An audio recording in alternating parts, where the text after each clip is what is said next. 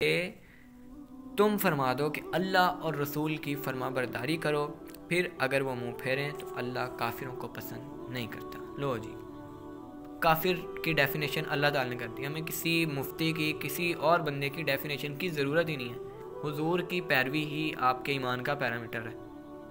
آپ کے منافقت، آپ کی خالص، آپ کا اخلاص، اس میں ڈفرنس صرف حضور کی پیروی کا، کہ جن کو حضور سے بغض ہے، جن کو حضور کی تعظیم شرک لگتی ہے، کس لائن میں ہے یار؟ اللہ کے نام سے شروع جو بڑا مہربان نہایت رحم فرمانے والا ہے۔ قال ارأیتک ھذا الذی کرمت علی لئن اخرتنی الی یوم القیامۃ لأحتنکن ذریتہ الا قلیلا۔ شیطان نے اللہ تعالیٰ سے کہا کہ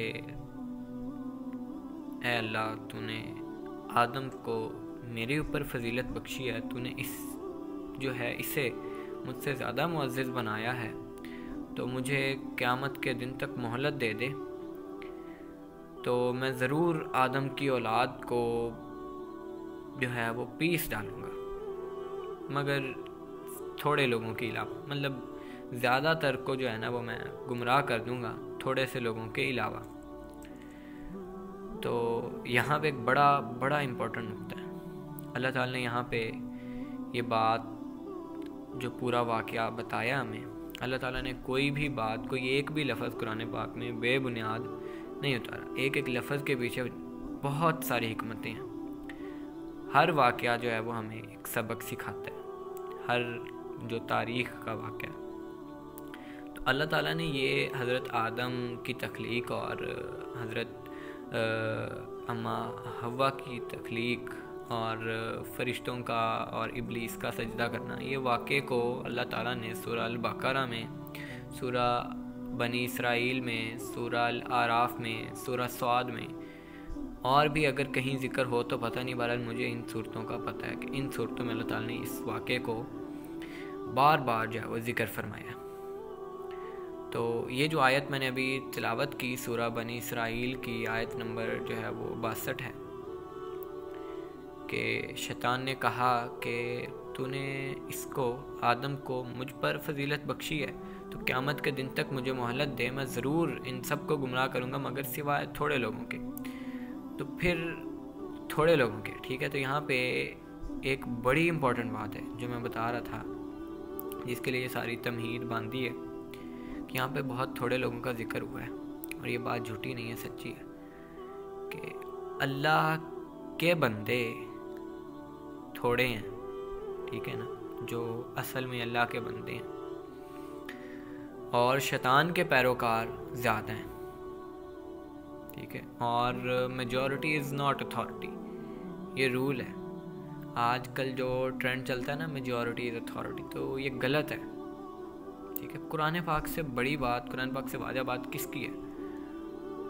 اور تاریخ ہمیں بتاتی ہے، بار بار بتاتی ہے، کہ بہت تھوڑی جماعتیں بہت بڑے لشکروں پر غالب آئی ہیں۔ غزوہ بدر دیکھ لیں، کتنے تھوڑے تھے، اور ان کا لشکر کفار کا دیکھ لیں، غالب آ گئے نا تھوڑے لوگ۔ امام حسین کا لشکر دیکھ لیں، کتنے تھوڑے لوگ تھے، اور جو ہے کیسے دین کو غالب کیا انہوں نے۔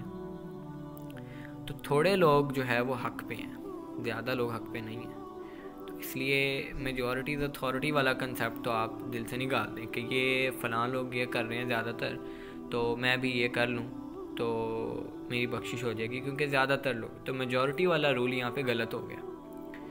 اسی سے آگے اگر بات کریں تو اللہ تعالیٰ نے فرمایا، سورہ بنی اسرائیل کی 62 آیت سے آگے کنٹینیو، شیطان نے جب یہ کہا تو اللہ نے فرمایا کہ تو چلا جا، ٹھیک ہے، تو ان میں جو تیری پیروی کرے گا بے شک جہنم سب کی جو ہے وہ بھرپور سزا ہے، اور تو اپنی آواز کے ذریعے جسے پھسلا سکتا ہے پھسلا دے، اور ان پر اپنے سواروں اور پیادوں کے ذریعے چڑھائی کر دے، اور مالوں اور اولادوں میں تو ان کا شریک ہو جا، اور ان سے وعدے کرتا رہے، اور شیطان ان سے دھوکے ہی کے وعدے کرتا ہے۔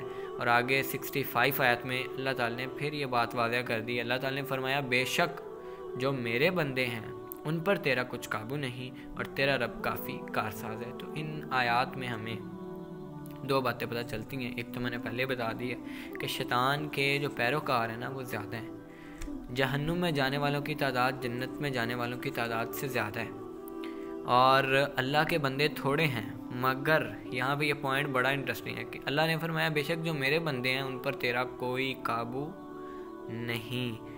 اللہ کے بندے اگر تھوڑے ہیں، چاہے تھوڑے ہیں، مگر ان تھوڑے بندوں پر شیطان اور اس کی پوری فوج مل کر بھی قابو نہیں پا سکتی جو اللہ کے بندے ہیں، ٹھیک ہے نا۔ تو آج کے دور میں دیکھ لیں اللہ کے بندے کون ہیں بھئی، آپ پہ کون سی قوتیں غالب ہیں؟ آپ غالب ہیں یا آپ مغلوب ہیں؟ ہم مغلوب ہیں، تو ہم اصل میں اللہ کے بندے نہیں ہیں، ٹھیک ہے۔ اللہ تعالیٰ نے ایک اور جگہ پہ ارشاد فرمایا کہ اگر تم مومن ہو تو تم ہی سربلند رہو گے۔ تو آج کل کیا پھر کس کو ہم اگر اس پیرامیٹر سے ناپیں تو کون کون مومن نکلتا ہے، کون جو ہے وہ شیطان کے لشکر پر غالب ہے؟ تو اب اس آیت میں ہم نے دیکھنا یہ ہے، ان آیات میں ہمیں دو لیسنز پتہ چل گئے نا، ایک شیطان کے پیروکاروں کا رستہ اور ایک اللہ کے بندوں کا رستہ۔ تو اب ہم نے یہ دیکھنا ہے کہ شیطان والا رستہ کون سا ہے اور اللہ کے پیروکاروں کا رستہ کون سا ہے۔ یہ بھی قرآن پاک سے دیکھتے ہیں۔ اللہ تعالیٰ نے سورہ البقرہ میں، جیسے میں نے بتایا بہت سی جگہوں پہ یہ واقعہ ذکر فرمایا ہے حضرت آدم کی تخلیق کا۔ اللہ تعالیٰ نے فرمایا وَإِذْ قُلْنَا لِلْمَلَائِكَةِ اسْجُدُوا لِآدَمَ فَسَجَدُوا إِلَّا إِبْلِيسَ أَبَىٰ وَاسْتَكْبَرَ وَكَانَ مِنَ الْكَافِرِينَ۔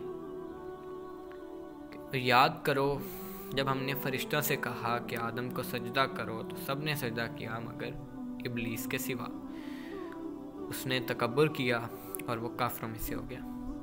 یہاں پہ آپ کو رستے دو علیحدہ علیحدہ ہو گئے، ایک اللہ کا حکم ماننے والوں کا رستہ، دوسرا جو ہے وہ اللہ کا حکم نہ ماننے والوں کا رستہ۔ تو جس نے اللہ کے حکم سے انکار کیا وہ شیطان بن گیا، کافر ہو گیا، اور جس نے اللہ کا حکم مان لیا وہ مسلمان ہو گیا۔ تو یہی رول ہے کہ اللہ کا حکم ماننا یہ توحید ہے۔ پھر اور ہم نے فرمایا اے آدم تم اور تمہاری بیوی جنت میں رہو اور بغیر روک ٹوک کے جہاں چاہو تمہارا جی چاہے کھاؤ، البتہ اس درخت کے قریب مت جانا ورنہ حد سے بڑھنے والوں میں شامل ہو جاؤ گے۔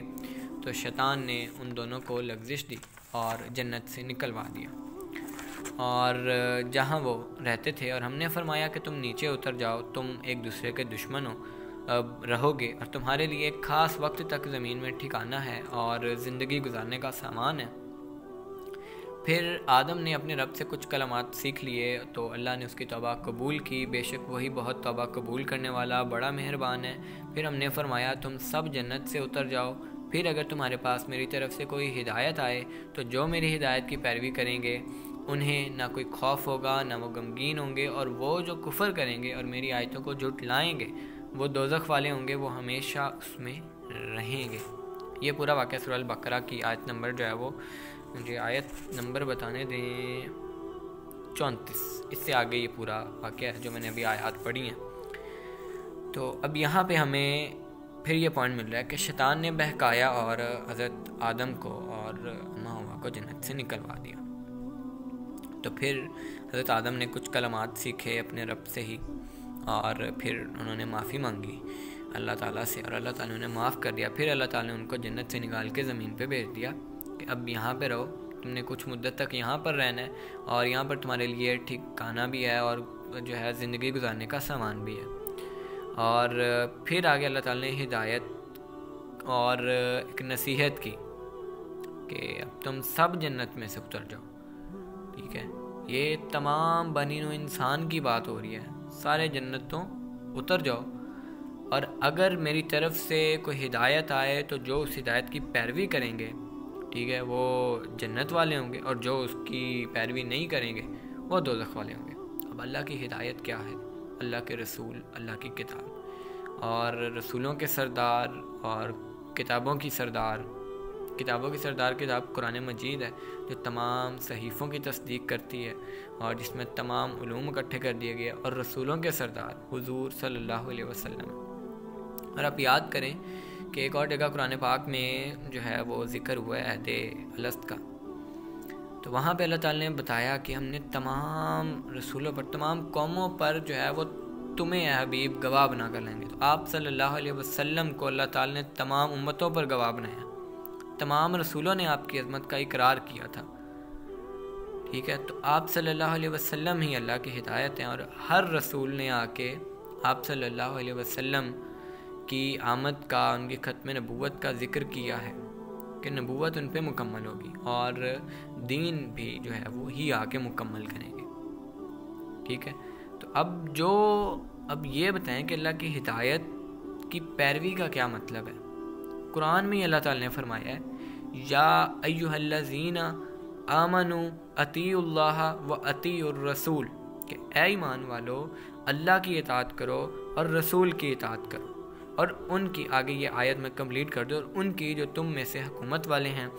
پھر اگر کسی بارے میں ٹھیک ہے تمہارا اختلاف ہو جائے تو اگر اللہ اور آخرت کے دن پر ایمان رکھتے ہو تو اس بات کو اللہ اور اس کے رسول کی بارگاہ میں پیش کرو، یہ بہتر ہے اور اس کا انجام سب سے اچھا ہے.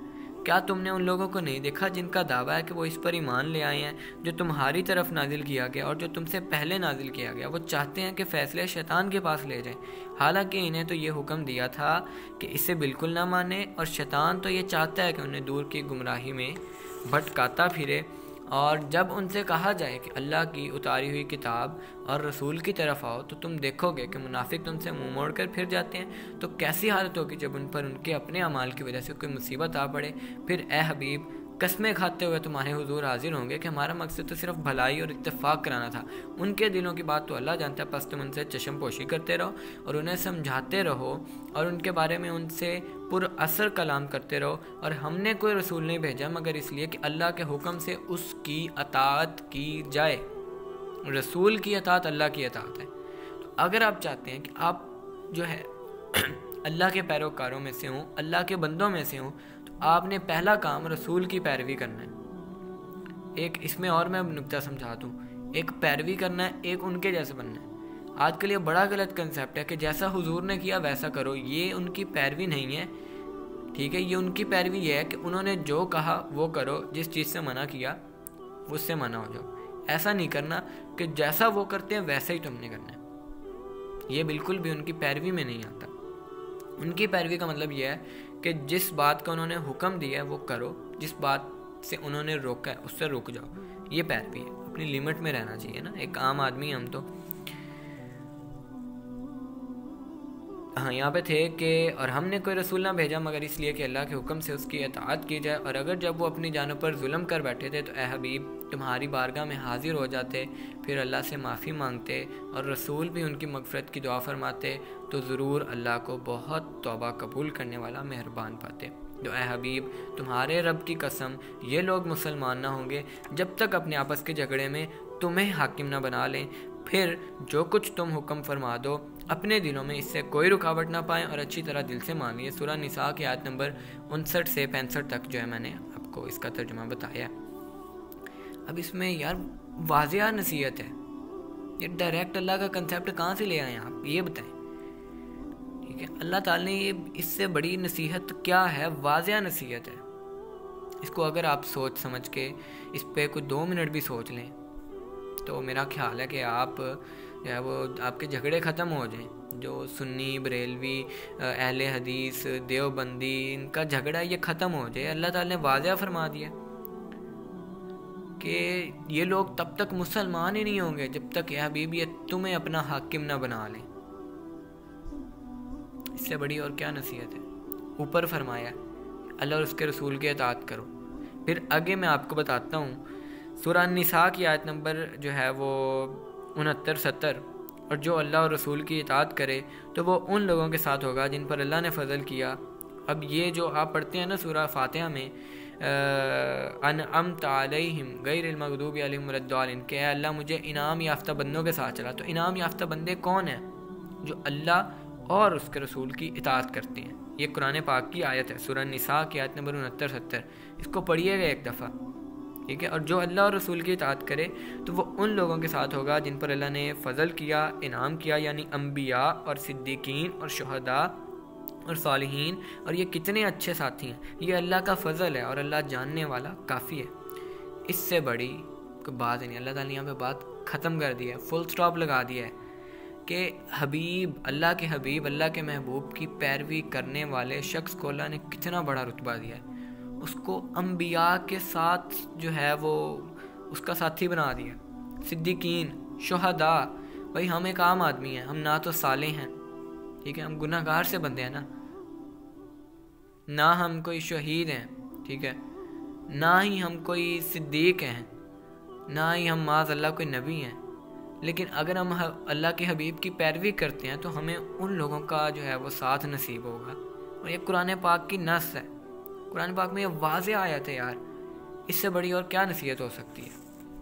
تو اور اللہ تعالیٰ نے قرآن مجید میں ہی فرمایا نا کہ نصیحت جو ہے نا وہ کیا کہتے ہیں, سمجھنے والوں کے لیے نصیحت ہی کافی ہے. پھر سورہ ال عمران کی آیت نمبر 31-32 یہ دیکھیں کہ اے حبیب فرما دو کہ اے لوگو, اگر تم اللہ سے محبت کرتے ہو تو میرے فرما بردار بن جاؤ. اللہ تم سے محبت فرمائے گا اور تمہارے گناہ بخش دے گا, اور اللہ بخشنے والا مہربان ہے. تم فرما دو کہ اللہ اور رسول کی فرما برداری کرو, پھر اگر وہ منہ پھیریں تو اللہ کافروں کو پسند نہیں کرتا. اس آیت میں دیکھیں 31 میں بھی وہی چیز ہے, اللہ تعالیٰ نے فرمائی کہ حبیب فرما دو کہ اے لوگو, اگر تم اللہ سے محبت کرتے ہو, اگر تم سچے مومن ہو, اگر تم وہ جو ہے وہ شیطان سے بچے ہوئے لوگوں میں سے ہو, ٹھیک ہے, ان تھوڑے لوگوں میں سے ہو جو اللہ کے بندے ہیں, تو تم میری پیروی کرو اگر تم اپنے دعوے میں سچے ہو. ٹھیک ہے نا, حضور کی پیروی ہی آپ کے ایمان کا پیرامیٹر ہے. آپ کے منافقت, آپ کی خالص, آپ کا اخلاص, اس میں ڈفرنس صرف حضور کی پیروی کا. اور جن کو حضور سے بغض ہے, جن کو حضور کی تعظیم شرک لگتی ہے, کس لائن میں ہے یار. اللہ تعالیٰ نے واضح طور پہ قرآن پاک میں اتنی میں نے آپ کو آیات بتائی ہیں, باقی باتیں تو بعد کی ہیں, اولیاء اللہ کی باتیں یعنی ان کے اقوال, احادیث بھی آپ صلی اللہ علیہ وسلم کی اس میں نے ایک بھی کوٹ نہیں کی, ڈائریکٹ اللہ کا کلام میں نے کوٹ کیا. اس میں سے جو نہیں سمجھتا تو یہ تو اس کی اپنی جو ہے وہ آپ کہہ لیں بیڈ لک ہے, اس کی اپنی جو ہے وہ ایک کیا کہہ لیں اسے, بدقسمتی ہے, بدقسمتی کہیں گے نا. تو اور اگر ہم حضور کی پیروی کریں گے تو اللہ ہم سے محبت بھی فرمائے گا, اور اگر ہم سے کوئی گناہ ہوا ہے تو وہ بھی اللہ تعالیٰ معاف فرما دے گا. اور اللہ نے فرمایا کہ اور جب وہ تمہاری پیروی کریں گے تو اللہ ان سے محبت بھی فرمائے گا اور ان کے گناہ بھی بخش دے گا. اور پیچھے ہم نے آیت جو پڑھی تھی اس میں بھی اللہ تعالیٰ نے یہ فرمایا کہ حبیب اگر وہ تمہارے پاس آ جائیں, کوئی گناہ کر بیٹھے ہیں تو تمہارے پاس آ جائیں, اپنی جانوں پر ظلم کر کے تمہارے پاس آ جائیں اور معافی طلب کریں, اور اے رسول آپ بھی ان کے لیے مغفرت کی دعا کریں. اللہ کے رسول نے تو ہم جیسے گناہ گاروں کے لیے دعا مانگی ہے نا, ہم جیسے گناہ گاروں کی بخشش کے لیے دعا مانگی ہے. تو اللہ تعالیٰ کیا فرما رہا ہے کہ اے حبیب اگر تم ان کے لیے مغفرت طلب کرو تو اللہ تعالیٰ کو وہ بہت بڑا جو ہے بخشنے والا مہربان پائیں گے. ٹھیک ہے, اور پھر سورہ ال عمران کی 31-32 آیت, ایک آیت میں پہلے بھی یہی ذکر ہوا, پھر 32 میں اللہ تعالیٰ نے پھر فرما دیا کہ تم فرما دو کہ اللہ اور رسول کی فرما برداری کرو, پھر اگر وہ منہ پھیریں تو اللہ کافروں کو پسند نہیں کرتا. لو جی, کافر کی ڈیفینیشن اللہ تعالیٰ نے کر دی, ہمیں کسی مفتی کی, کسی اور بندے کی ڈیفینیشن کی ضرورت ہی نہیں ہے. اللہ تعالیٰ نے پہلے کافر شیطان کو کہا, سب سے پہلا کافر وہی ہے جس نے اللہ کا حکم ماننے سے انکار کیا, جس نے جو ہے وہ نبوت کی عظمت کا اقرار نہیں کیا. اچھا, اس میں آپ کو ایک اور بڑا نقطہ بتاتا ہوں کہ جتنی دفعہ بھی اللہ تعالیٰ نے یہ واقعہ ذکر کیا ہے, سورہ صاد میں, سورہ الاعراف میں, سورہ بنی اسرائیل میں, سورہ البقرہ میں, اللہ تعالیٰ نے ہر جگہ یہ لفظ یوز کیا, اور یاد کرو, یاد کرو, یاد کرو, یاد کرو جب ہم نے فرشتوں سے کہا, یاد کرو جب ہم نے آدم کو تخلیق کیا, یاد کرو جب ہم نے کہا کہ جب میں اس میں اپنی روح پھونک دوں اپنی طرف سے تو پھر تم سب سجدے میں گر پڑنا. اللہ تعالیٰ نے ہر دفعہ ہر صورت میں جہاں بھی یہ واقعہ اللہ تعالیٰ نے فرمایا یاد کرو. اب یہ بڑا پیارا نقطہ ہے اگر آپ اس کو سمجھیں, یاد کون سی چیز کی جاتی ہے, وہی چیز کی جاتی ہے نا. یاد ہمیں اگر کوئی کرواتا ہے, اگر میں کوئی چیز میرے ساتھ کسی کی جو ہے بات ہوئی ہے, میرے سامنے کوئی منظر ہوا ہے, ٹھیک ہے, اور جو ہے آس پاس میرا کوئی جاننے والا تھا، میرا کوئی عزیز تھا، تو وہ میں منظر بھول جاتا ہوں، میں وہ اپنا وعدہ بھول جاتا ہوں، تو پھر وہ عزیز آ کے مجھے یاد کرواتا ہے کہ تم نے فلاں دن یہ منظر دیکھا تھا، یاد کرو، یا تم نے فلاں سے فلاں وعدہ کیا تھا، یاد کرو۔ تو اللہ تعالیٰ نے قرآن پاک میں معاذ اللہ کوئی بات بے بنیاد کہی ہے؟ اللہ تعالیٰ نے ہر جگہ کہا ہے یاد کرو۔ آپ سب کے سامنے ہوا ہے یہ، ٹھیک ہے نا، آپ سب نے یہ منظر دیکھا آدم کی تخلیق والا، ابلیس کو شیطان بنتے۔ کون سا یار، قرآن پاک پڑھو ڈائریکٹ، کن چکروں میں پڑھے ہو نا؟ قرآن پاک سیکھو کسی استاد سے، ٹھیک ہے، کسی جو ہے وہ اصل استاد سے، ٹھیک ہے، صرف وہ اس کے ظاہری مطالب پہ نہ جائیں۔ قرآن پاک سے میں نے آپ کو مطلب بتایا۔